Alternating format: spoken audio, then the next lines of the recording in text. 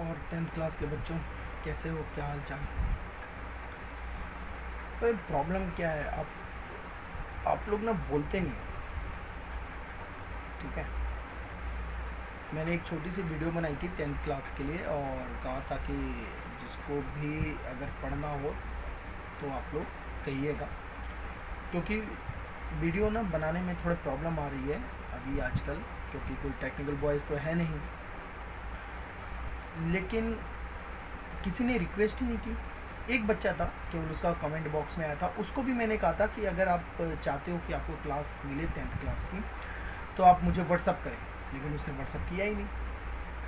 खैर, अब दो चार स्टूडेंट्स हो गए हैं 10th क्लास के लिए, तो सबसे पहले तो ये है कि आप लोग इस चैनल को सब्सक्राइब करें और वीडियोस को लाइक करते जाएंगे। ठीक है, और पूरा वीडियो देखेंगे लास्ट तक ताकि आपको अच्छे से समझ में आ सके। तो हम मैथ का शुरू करने वाले हैं सिलेबस, और सीरियसली और अच्छे तरीके से हम मैथ के सिलेबस को शुरू करने वाले हैं।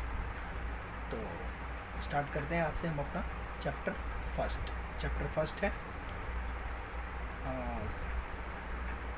वास्तविक संख्या, रियल नंबर्स। सबसे पहले हम नंबर्स के बारे में पढ़ लेते हैं। पहला है नेचुरल नंबर, प्राकृत संख्याएं। नेचुरल नंबर, प्राकृत संख्या, ये क्या होती हैं? 1 2 3 4 5 6 7 8 9, ये क्या कहलाती हैं? प्राकृत संख्याएं कहलाती हैं। ये आपने बचपन में पढ़ रखा होगा कि जो 1 2 3 4 5 होती हैं, 6 7 8 9, ये सारी की सारी क्या होती हैं? प्राकृत संख्या। लेकिन जब इसमें जीरो आ जाता है, जो दूसरा नंबर है होल नंबर क्या होती है? पूर्ण संख्या क्या होती है? जब इसमें जीरो आ जाए, 0 1 2 3 4 5 6 7 8 9, आगे और गिनती बढ़, जब जीरो आ गया तो गिनती बढ़ती चली गई, 10 11 12 13 14 15, ये बढ़ते चले गए। तो ये सारे क्या कहलाए? पूर्ण संख्या है। ध्यान से देखिए, प्राकृत संख्या पूर्ण संख्या में सिर्फ एक जीरो का अंतर है। जीरो के ना रहने की वजह से प्राकृत संख्याएं सिर्फ 1 2 3 4 5 6 7 8 9 है। लेकिन जैसे ही इसमें जीरो शामिल हो गया, 0 1 2 3 4 5 6 7 8 9, तो जीरो की वजह से क्या हो गया? 0 और 1 10, फिर जब 10 हो गया तो 1 और 1 11, 1 और 2 12, 1 3 13, 2 0 20, 3 0 30, ये सारे क्या हो गए? होल नंबर्स, पूर्ण संख्या। अगला आता है इंटीजर्स। इंटीजर्स क्या होती हैं?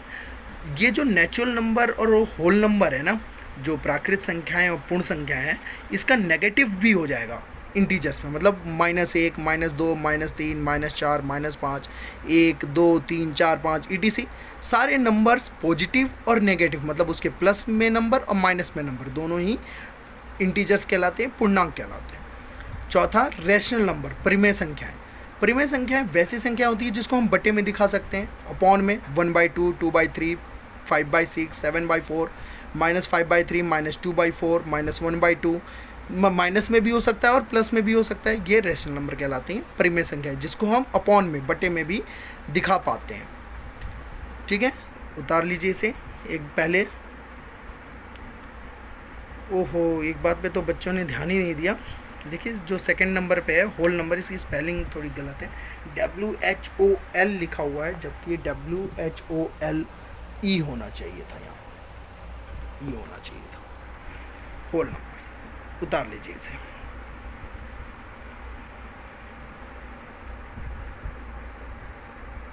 वीडियो को पॉज करके उतार लें। ठीक, अब आगे बढ़ते हैं। देखिए, कुछ अभी तक हमने natural number, whole number, integers और रेशनल नंबर पढ़ा। कुछ नंबर्स होते हैं इर्रेशनल नंबर, अपरिमेय संख्या, जो रेशनल नहीं होते, जिनको हम बटे में नहीं लिख सकते, जैसे √2 √3 √5, ये सारे क्या है? इर्रेशनल नंबर है। ये सारी क्या है? इर्रेशनल नंबर, अपरिमेय संख्या है। √2 √3 √5, ये सारी इर्रेशनल नंबर है। रियल नंबर, जो हमारा चैप्टर का नाम भी है यही, रियल नंबर, वास्तविक संख्या, ये क्या होती हैं? ये जो कुछ भी हमने पढ़ा है ना, नेचुरल नंबर, प्राकृत संख्याएं, होल नंबर, पूर्ण संख्याएं, इंटीजर्स पूर्णांक, रेशनल नंबर, परिमेय संख्या, इर्रेशनल नंबर, अपरिमेय संख्या, इन सभी संख्याओं को, इन सभी नंबर्स को इकट्ठे रियल नंबर कहा जाता है। मतलब रियल नंबर का मतलब क्या होता है? जितने भी नंबर होते हैं, चाहे वो प्लस में हो, माइनस में हो, रूट में हो, उसको अगर हम अपॉन में लिख सकते हो या अपॉन में नहीं लिख सकते हो, किसी भी प्रकार का नंबर हो, चाहे वो 0 हो या ना हो, माइनस में हो, प्लस में हो, सभी प्रकार के नंबर, जितने भी नंबर्स तुम लोग जानते हो आज तक, वो सारे नंबर्स क्या कहलाएंगे? रियल नंबर, वास्तविक संख्या। इसके अलावा कुछ ऐसे भी नंबर्स होते हैं जिसको इमेजिनरी नंबर कहते हैं हम, जैसे आयोटा, ओमेगा, ETC, लेकिन ये सब ही आप लोग के सिलेबस में नहीं है, ये नहीं पढ़ना, आप लोग को पढ़ना है रियल नंबर। अभी तक आप लोग जितने भी नंबर जानते हो, जो भी नंबर्स जानते हो, सारे के सारे नंबर्स क्या कहलाएंगे? रियल नंबर कहलाएंगे। ठीक है, तो ये बात समझ में आ गई आप लोगों को कि रियल नंबर क्या होती है, वास्तविक संख्या क्या होती है। चलिए इसे उतार लीजिए एक बार। पहले इरेशनल नंबर उतारिए, क्या होता है, वीडियो पॉज करके उतार लीजिए, फिर वीडियो पॉज कीजिए और रियल नंबर क्या होता है इसे उतार लीजिए। अब बढ़ते हैं हम आगे अपने अगले टॉपिक पर। अगला topic HCF, highest common factor, जिसको हिंदी में महत्तम समापवर्तक कहते हैं। इंग्लिश मीडियम वाले इंग्लिश में देखेंगे, हिंदी मीडियम वाले हिंदी में भी पढ़ सकते हैं और इंग्लिश में भी पढ़ सकते हैं। ठीक है, मैं दोनों लैंग्वेज में आप लोग को समझा रहा हूँ। HCF, हाईएस्ट कॉमन फैक्टर, महत्तम समापवर्तक, शॉर्टकट में मसा भी कह सकते हैं। ठीक है, तो HCF क्या कहलाती है? वह बड़ी से बड़ी संख्या जो दी गई संख्याओं को पूर्णतः विभाजित करती हो, वो क्या कहलाती है? HCF कहलाती है। The highest number which can divide two given number. Sir कुछ समझ में नहीं आया, क्या बताया? चलो मैं ना आपको एग्जाम्पल से समझाता हूँ कि वो बड़ी से बड़ी संख्या जो दी गई संख्याओं को पूरा पूरा भाग कर दे, वो HCF कहलाती है। क्या है इसका मतलब? सर एग्जाम्पल देके समझिए। ठीक है, चलिए मैं एग्जाम्पल देके समझाता हूँ आप लोग को। जैसे मान लीजिए 125 और 200, ये दो नंबर हैं आपके पास, 125 और 200। लेट्स सी 25, तो 25 से 125 भी पूरा पूरा भाग हो जाएगा और 200 भी पूरा पूरा भाग हो जाएगा। तो 25 वह बड़ी से बड़ी संख्या है जो ये दी गई दोनों संख्याओं को पूरा पूरा भाग करेगी। अगर 25 से 125 को भाग करें तो कितना आ जाएगा? 25 से हम 125 को भाग कर सकते हैं, 25 25 125 पूरा भाग हो जाएगा। और 25 से अगर हम 200 को भाग करना चाहें तो 25 कितना आ जाएगा? 25 बटे 200 हो गया ना भाग। तो 25 से 125 भी भाग हो जा रहा है और 200 भी भाग हो जा रहा है। तो 125 और 200 दोनों वो बड़ी से बड़ी संख्या जिससे दोनों भाग हो जा रहे हैं, वो क्या है? 25। मतलब 25 से 125 भी भाग हो जा रहा है और 25 से 200 भी भाग हो जा रहा है। इसका मतलब क्या हुआ कि 125 और 200 इन दोनों का HCF क्या कहलाएगा? 25 कहलाएगा। तो यही हमने डेफिनेशन में लिखी थी कि वो बड़ी से बड़ी संख्या जो दी गई संख्याओं को पूर्णतः विभाजित करती हो, वो बड़ी से बड़ी संख्या जो दी गई संख्याओं को पूर्णतः विभाजित करती हो, वो HCF कहलाती है। The highest number which can divide two given numbers. ठीक है जी सर, तो एक बार उतार लीजिए इसे, वीडियो को पॉज करके उतार लें।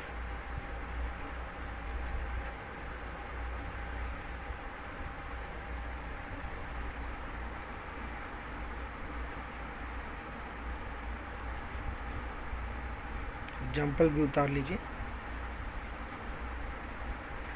चलिए अब देखिए आगे। देखिए HCF निकालने के दो मेथड हम बचपन से पढ़ते आए हैं। क्या क्या? एक तो फैक्टर मेथड और एक डिवीजन मेथड, मतलब एक तो गुणनखंड विधि, एक भाग विधि, बचपन में आप लोग पढ़ते थे।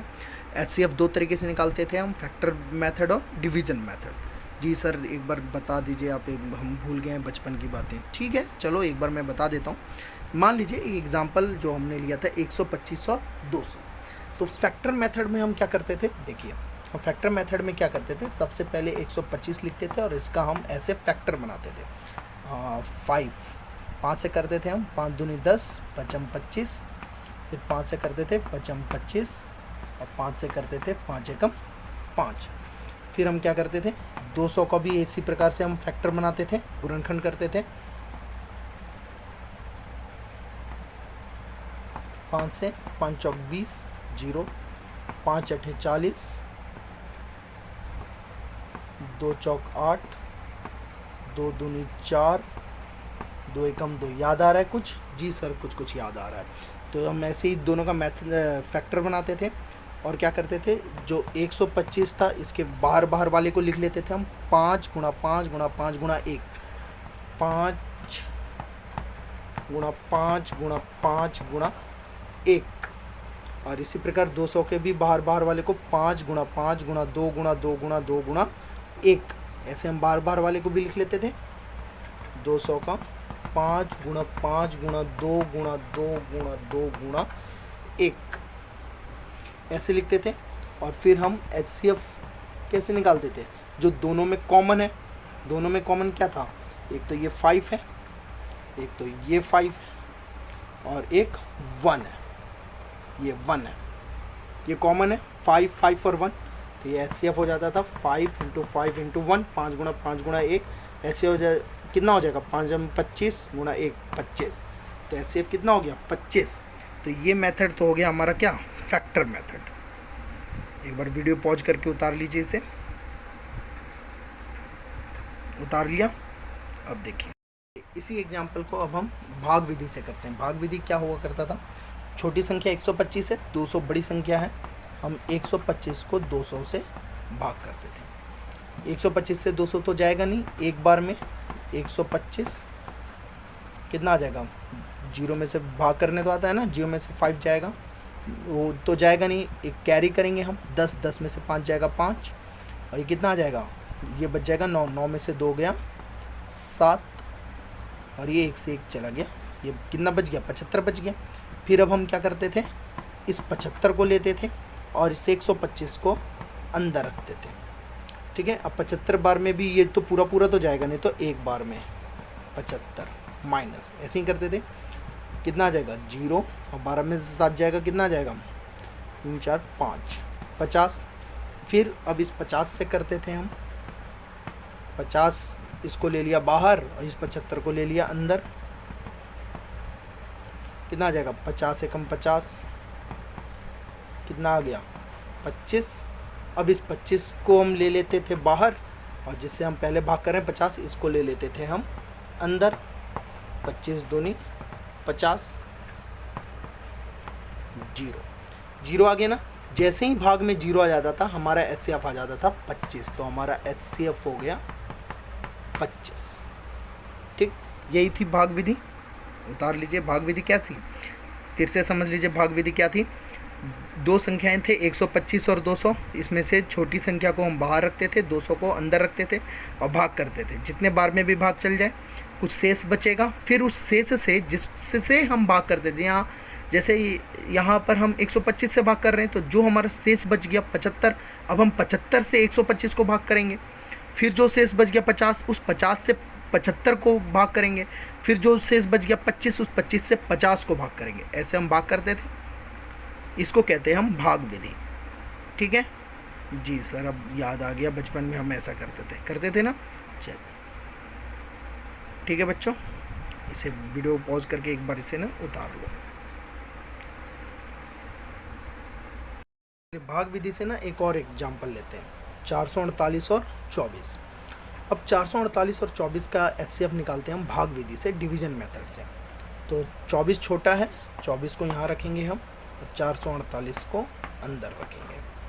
क्या आ जाएगा 24 एकम 24, 4 में से 4 गया 0 और 4 में से 2 गया 2, और ये 8 को इधर उतार लेंगे हम, 208। अब कितनी बार में जाएगा 8 बार में करके देखते हैं हम। 4 8 है 32, हासिल 3, 8 दूनी 16 और 3 19, 192 चला जाएगा ये।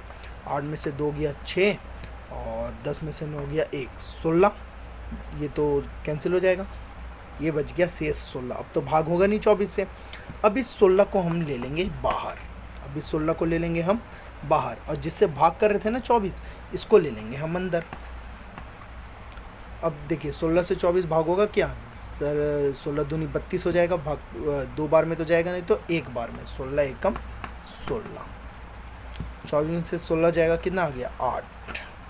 अब 8, अब ये 8 शेष बच गया, तो अब देखिए अब हम क्या करेंगे 8, ये जो 8 शेष बचा, इस 8 को ले लिया बाहर, और ये जो 16 था इसको ले लेंगे हम अंदर।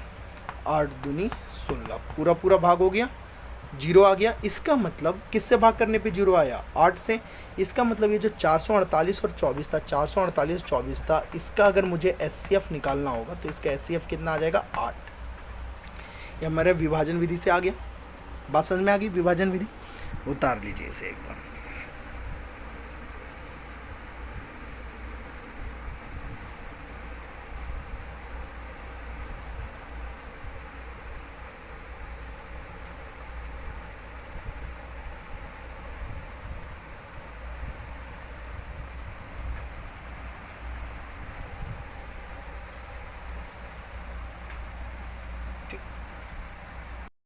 अब देखिए जैसे 25 है, इसको हमने 3 से भाग कर दिया, ठीक है, तो 3 अठे 24, एक शेष बच गया। तो आपको पता है ना, इस 3 को हम क्या कहते हैं, इस 3 को कहते हैं हम भाजक। क्या कहते हैं हम? भाजक। इंग्लिश में डिवीज़र। इंग्लिश में क्या कहते हैं हम? डिवीज़र। ये जो 25 है इसको हम क्या कहते हैं? भाज्य। इसको क्या कहते हैं? भाज्य। डिविडेंड। डिविडेंड। और ये 8 क्या था हमारा? भागफल। जी सर, ये सब तो हम बचपन में पढ़े थे सर, आप क्यों बता रहे हो? देखो ना, बहुत ज़रूरी है। इंग्लिश में कहते हैं हम क्वोशेंट। और ये जो 1 है इसको शेष, रिमाइंडर। ठीक है, एक बार इसे उतार लो आप लोग ताकि अच्छे से समझ में आ सके। उतार लिया। अब देखिए बचपन में ना हमें एक परिभाषा पढ़ाया गया था, एक हमें फॉर्मूला पढ़ाया गया था। वो क्या था? भाज्य बराबर भाजक गुणा भागफल प्लस शेष। पढ़ाया गया था हमें। जी सर, हमने बचपन में पढ़ा था ना। इंग्लिश में मीडियम वाले पढ़े होंगे। इंग्लिश में dividend equal divisor into quotient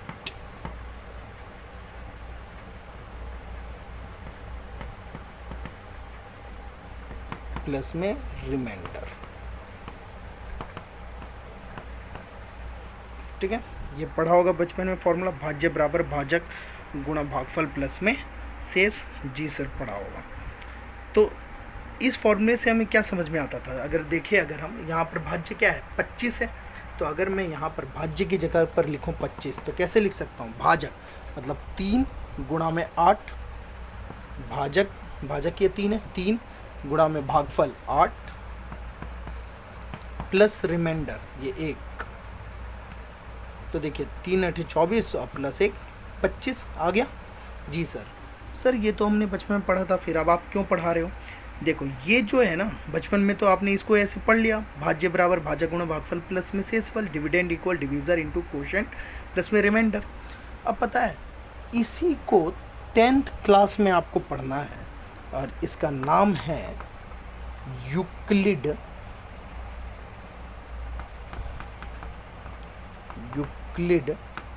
division algorithm.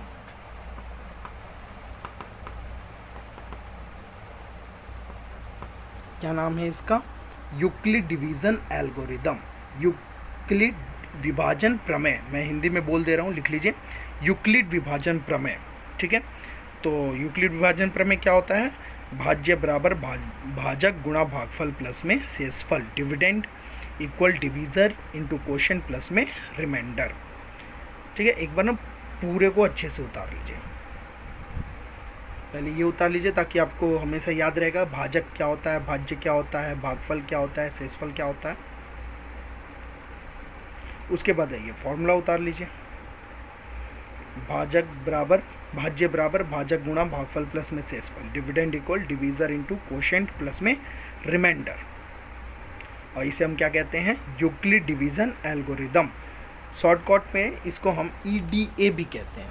Shortcut में हम इसको EDA, ठीक है, Euclid division algorithm. Hindi medium वाले बच्चे लिख लेंगे यूक्लिड विभाजन प्रमेय। यूक्लिड विभाजन प्रमेय क्या होता है? भाज्य बराबर भाजक गुणा भागफल प्लस में शेषफल। ठीक, उतार लिया सबने? जी सर, हमने उतार लिया।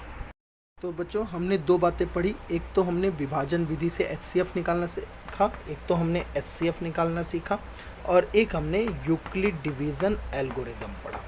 ठीक है, विभाजन विधि से HCF निकालना और यूक्लिड डिवीज़न एल्गोरिदम। अब हम क्या करेंगे, इन दोनों को आपस में मिक्स करके देखेंगे। ठीक है, कैसे मिक्स करके देखेंगे ज़रा देखिए ध्यान से। हम अपने पहले वाले एग्जाम्पल को देखते हैं, 125 और 200। तो सबसे पहले 125 से 200 को भाग करेंगे हम। 125 से को 200 से भाग करेंगे, एक बार में जाएगा 125 कट जाएगा 75। तो ये हो गया भाजक ये हो गया भाज्य, ये हो गया भागफल, ये हो गया शेष। ठीक है, अब हम क्या करेंगे, 75 को बाहर रखेंगे, 125 को अंदर रखेंगे और भाग करेंगे, 50 आ जाएगा शेष। अब हम 50 को बाहर रखेंगे, 75 को अंदर रखेंगे, शेष 25 आ गया। अब 25 को बाहर रखेंगे, 50 को अंदर रखेंगे और शेष 0 आ गया। जैसे ही शेष 0 आया, हमें पता चल गया कि HCF कितना है, 25 है। HCF कितना है, 25 है। अब इसी बातों को ना, ये जो हमने भाग किया हुआ है, पहले 200 को 125 से भाग किया, फिर 125 को 75 से भाग किया, फिर 75 को 50 से भाग किया, फिर 50 को 25 से भाग किया। अब इसको यूक्लिड डिवीजन एल्गोरिदम में लिखना जरा। तो सबसे पहले इसके लिए क्या होगा, भाज्य बराबर भाजक गुणा भागफल प्लस में शेष। मतलब सबसे पहले 200 बराबर 125 गुणा 1 प्लस में 75। ठीक, अब इसके लिए भी फिर 125 पहले ये, फिर क्या आ जाएगा 75 भाज्य गुणा भागफल प्लस में शेष। ठीक, फिर 75 कितने से भाग कर रहे हैं, 50 से भाग कर रहे हैं। कितने बार में जा रहा है, एक बार में, और प्लस में शेष कितना, 25। फिर इसके लिए भी कितने को भाग कर रहे हैं, 50 को, कितने से, 25 से। कितने बार में जा रहा है, 2 बार में, और प्लस का शेष 0। ये उतार लिया। देखिए, यूक्लिड डिवीज़न एल्गोरिथम से हमने पहले तो क्या किया, HCF निकाला। ठीक है, विभाजन प्रमेय रूल से। अब विभाजन रूल से हमने निकाल के सब में, प्रत्येक भाग में यूक्लिड का प्रमेय लगा दिया। प्रत्येक, पहले वाले में भी, इसमें भी यूक्लिड प्रमेय, इसमें भी लगा दिया और इसमें भी लगा दिया, और इसे हमने यहाँ लिख लिया। हमें यहाँ पर क्या मिल रहा है कि 25 से भाग करने पे पूरा भाग हो जा रहा है, 0 आ जा रहा है। तो हम लिखेंगे HCF 125 और 200 का कितना है, 25। और ये जो मेथड हमने किया ना, ये जो मेथड किया, इसी को कहते हैं यूक्लिड विभाजन प्रमेय के द्वारा HCF ज्ञात करना। यूक्लिड विभाजन प्रमेय के द्वारा HCF ज्ञात करना। ठीक है जी सर, समझ में आ गया। मतलब सबसे पहले तो हम विभाजन विधि से हम HCF निकाल देंगे जी। अब पहले तो विभाजन विधि से, देखिए ध्यान से, मैंने क्या लिखा है, रफ, मैंने रफ में लिखा हुआ है, रफ में मैंने ये किया हुआ है। पहले विभाजन विधि से हमने सारे के HCF निकाल दिया, और उसके बाद हमने यूक्लिड रूल लगा दिया। ठीक है, इसलिए मैंने पहले आपको अलग से विभाजन विधि समझाया था, फिर अलग से यूक्लिड रूल समझाया था, और दोनों को हमने आपस में मिला दिया। जी सर, समझ में आ गया समझ में। ठीक, तो अब कुछ होमवर्क उतार लीजिए और इसे कीजिए। कुछ होमवर्क उतार लीजिए, इसे घर पे कीजिएगा। क्वेश्चन पहला, 135 और 225, 196 38,220, 867 255, 32 और 616, 4052 और 12,576। मैं पूरा बोर्ड एक बार आपको दिखा देता हूँ। ये क्वेश्चन है, इन सब का HCF निकालना है यूक्लिड विभाजन प्रमेय का प्रयोग करके। ठीक है, मात्र 5 क्वेश्चन है, ज़्यादा होमवर्क नहीं दे रहा हूँ, सिर्फ इन 5 क्वेश्चनों को करिएगा। तो बच्चों, आप लोगों को समझ में आ गया होगा। आज हमने यूक्लिड प्रमेय पढ़ा है। पहले चैप्टर का एकदम छोटा सा भाग पढ़ा है, छोटा सा पॉइंट पढ़ा है। पहला क्वेश्चन ही हमने सॉल्व किया हुआ है, और कुछ क्वेश्चन आप लोग को होमवर्क दिया है। आशा करता हूँ कि आप लोग को पसंद आया होगा। तो वीडियो को सब्सक्राइब जरूर कर दो, ताकि अगली जो क्लासेस है मुझे लिंक ना भेजना पड़े, सबको आप लोग को नोटिफिकेशन मिल जाए कि हाँ क्लास अपलोड हो चुकी है, आज हमें पढ़ाई करनी है। ठीक है, और कोई भी अगर डाउट हो, किसी भी प्रकार का कोई डाउट हो, तो डिस्क्रिप्शन बॉक्स में मेरा नंबर दिया हुआ है, उस पर आप लोग व्हाट्सअप कर दें कि सर ये क्वेश्चन में डाउट आ रहा है। मैं जब भी उस आपके क्वेश्चंस को देखूँगा, आपके डाउट्स को देखूँगा व्हाट्सअप पर, मैं आपका रिप्लाई कर दूँगा। ठीक है बच्चों, आपको सॉल्यूशन दे दूँगा, आप लोग देख लीजिएगा उसे। कोई भी डाउट होगा बेझिझक आप लोग पूछ लीजिएगा। ठीक है, जब तक लॉकडाउन चल रहा है तब तक इसी प्रकार से पढ़ाई चलेगी आप लोग को। तब तक के लिए अब हम कल मिलेंगे। अगली क्लास में। तब तक के लिए जय हिंद।